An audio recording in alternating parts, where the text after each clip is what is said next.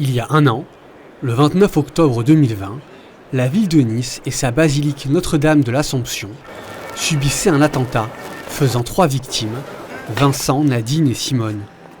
Alors que la basilique accueille la commémoration de cet anniversaire, certains Niçois restent traumatisés.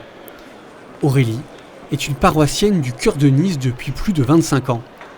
Elle était une amie de Vincent, le sacristain de la basilique, assassiné lors de l'attentat. Avant, je rentrais dans l'église pour me recueillir, mais maintenant j'ai l'appréhension d'être toute seule, alors qu'avant je restais toute seule sans difficulté. Mais je passe souvent ici. Maintenant j'arrive à passer devant et par la grâce de Dieu, aujourd'hui je vais pouvoir rentrer dans l'église. Catherine est elle aussi paroissienne du cœur de Nice. Son engagement au sein de la paroisse est toujours aussi important. Un an après, elle perçoit le besoin de prier ensemble. Peut-être que ça a changé quelque chose sur la prière ensemble. Je pense qu'avant les attentats, c'était plus une prière individualiste. Et que là, d'un seul coup, on comprend, on perçoit en tout cas, que vraiment on fait partie d'un corps. Et d'un seul coup, la prière, elle devient plus corps.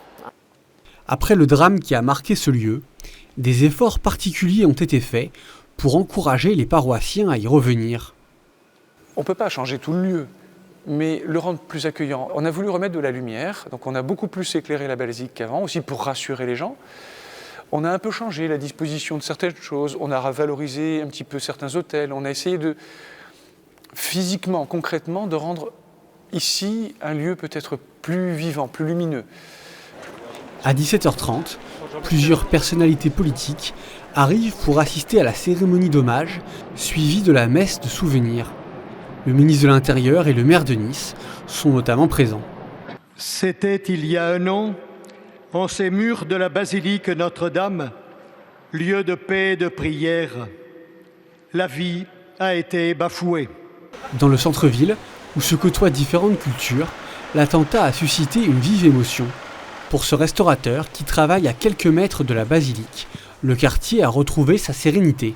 Il y a eu, dans les semaines qui suivent l'attentat, il y a eu pas une tension, mais on sentait que le quartier était un petit peu stressé avec ce qui s'est passé. Il y a beaucoup de gens qui font des amalgames et tout ça, mais 2-3 mois après, la vie a vite repris le dessus et tout le monde s'entend très bien. Là, je la sens plus personnellement, cette tension. Les catholiques de Nice restent marqués par la violence de cet attentat. Ce qui a changé, c'est peut-être de la compréhension que notre monde vit des choses très lourdes. Ma manière d'annoncer le Christ, peut-être qu'elle s'en est trouvée changée. On a touché du doigt la puissance du mal. On a l'impression qu'on redécouvre ça en France. Ce n'était pas juste une question théologique, ce n'est pas juste une question de réflexion, c'est une question qui est devenue incarnée, si je peux m'exprimer ainsi. Il ne faut pas laisser la souffrance avoir le dernier mot. Et là, il ne faut pas laisser le mal avoir le dernier mot.